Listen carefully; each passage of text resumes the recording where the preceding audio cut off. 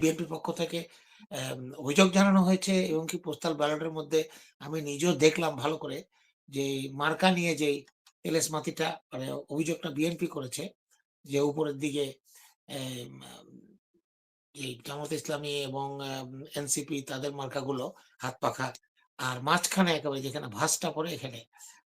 এটাও একটা পয়েন্ট, এটাকে একেবারে উড়িয়ে দেওয়া যায় না। যেহেতু মানুষকে এবং এতগুলো মার্কা দিয়ে আসলেই তো কঠিন খুঁজে বের করা। আমি নিজে অনেকক্ষণ খুঁজে তারপরে বের করেছি। কারণ এক পৃষ্ঠা এই পৃষ্ঠা না থাকলে ওই পৃষ্ঠা।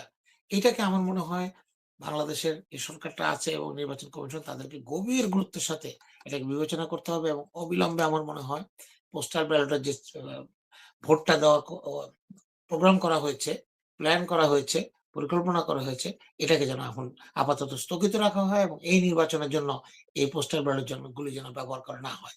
কারণ আপনার যখন একটা জিনিসে যখন একটা আপনার প্রশ্ন এসে যায়, কোন একটা পরীক্ষার শুরুর আগে বা পরীক্ষা শুরুর তৎমুহূর্তে যদি জানা যায় যে প্রশ্নটা আউট হয়ে গেছে, তখনই সেই পরীক্ষাটাকে কিন্তু বাতিল করতে হয়।